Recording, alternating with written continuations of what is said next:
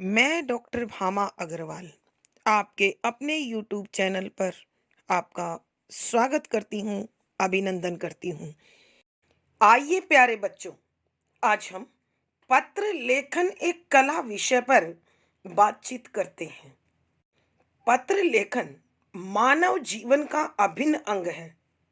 जीवन के आनंद और सफलता के लिए मनुष्य यदा कदा पत्र लिखता है।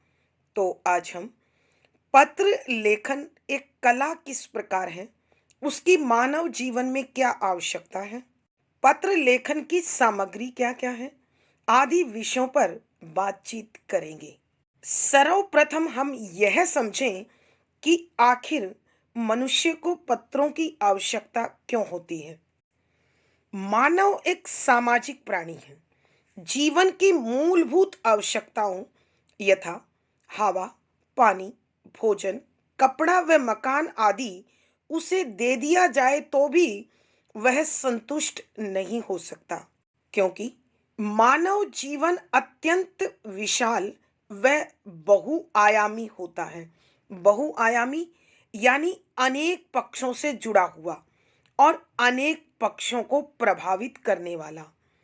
जब तक वह अपने भाव व विचारों का आदान प्रदान न करे, उसे जीवन पूर्ण नहीं लगता।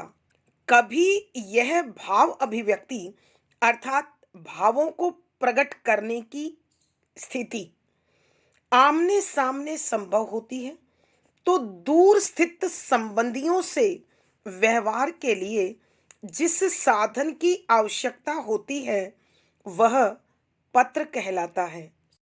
प्राचीन काल में संदेश लाने ले जाने के लिए पशु, पक्षी, हरकारों, दूत व दूती का प्रयोग होता था, जिसमें बहुत समय लगता था।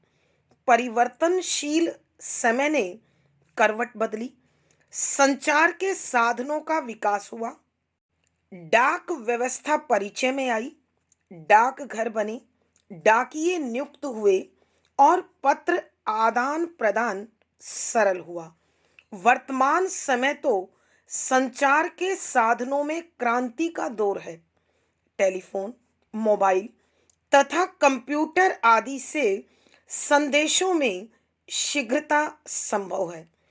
इस तेजी के युग में भी पत्रों का गौरवमयी स्थान सुरक्षित है। गौरवमयी अर्थात प्रतिष्ठित। अब विचारणीय है कि पत्रों का आदान प्रदान कैसे संभव है।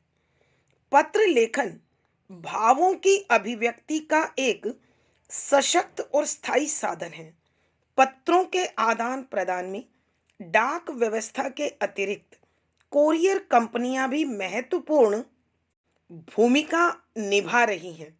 वांछित वस्तुओं, वांछित अर्थात जिसे हमें भेजना है या किसी की आवश्यकता है, इच्छा के अनुरूप वांछित वस्तुओं को यहाँ वहाँ पहुँचाने में इन कंपनियों की भूमिका सराहनीय है।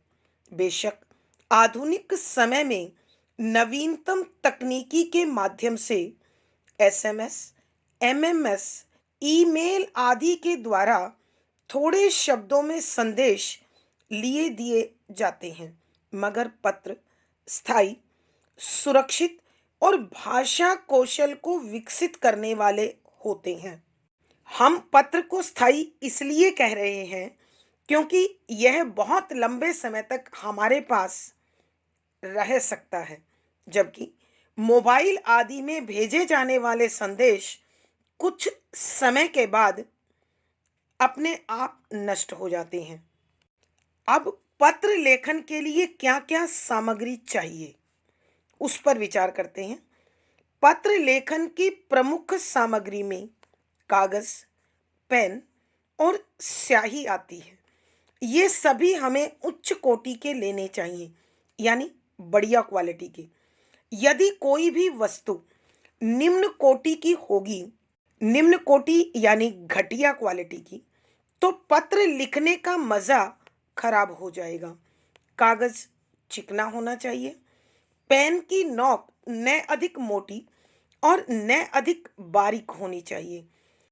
स्याही अगर अलग लेनी हो तो वह भी सामान्य दर्व ही होनी चाहिए। सामान्य दर्व से अभिप्राय है न अधिक गाढ़ी और न अधिक पतली, अन्यथा पेपर पर स्याही फैलेगी, कागज घटिया होगा तो फटेगा, पेन की नोक अत्यधिक नुकीली होगी तो पत्र लिखना निरर्थक हो जाएगा, क्योंकि पेन चलाने में लेखक को मजा नहीं आएगा। इसके विपरीत एक सिद्ध हस्त लेखक का लिखा पत्र सदैव आकर्षक, रुचिकर और आनंदवर्धक होता है। अब प्रश्न उठता है कि आखिरकार पत्र क्यों लिखे जाते हैं, उनकी क्या आवश्यकता है। इसलिए हम पत्र लेखन के लाभ जानने की कोशिश करते हैं। पत्र लेखन एक ऐसी कला है जो हमारे दैनिक जीवन का अभिन्न अंग है। क्यों है? क्योंकि जीवन की आवश्यकताओं को पूर्ण करने के लिए विभिन्न विभागों से संपर्क स्थापित करना पड़ता है और यह संपर्क प्राय पत्रों के माध्यम से होता है। इसीलिए पत्र हमारे दैनिक जीवन का अभिन्न अंग कहलाते हैं और व्यक्तित्व विकास में महत्वपूर्ण भूमिका निभाती है। व्यक्तित्व विकास का मतलब मानव के गुण, उसकी योग्यता, उसकी प्रतिष्ठा को विकसित करती है। यह अर्थात पत्र पारिवारिक संबंधों को निकटता का एहसास कराते हैं, सामाजिक रिश्तों को प्रगाढ़ यानी मजबूत बनाते हैं, व्यापार की तो रीढ़ होते हैं। अर्थात चाहे किसी व्यापारी को सामान मंगाना हो अथवा भुगतान आदि से संबंधित बात करनी हो तो पत्रों, तारों आदि के माध्यम से ही यह काम सरल और सुरक्षित हो जाता है। देशीय व विदेशीय राजनीतिक कार्यों में सेतु बनते हैं। सेतु अर्थात पुल, यानी संबंधों को जोड़ने वाला, दोनों पक्षों को जोड़ने वाला, और व्यक्तिगत स्तर पर भाषा कौशल का विकास करते हैं। अर्थात रिश्तों के अनुरूप शब्दों का चयन और शब्दों के लेखन का तरीका सिखाते हैं। सदा के लिए सुरक्षित रखे गए पत्र अनेकों बार सुरक्षा कवच बन जाते हैं।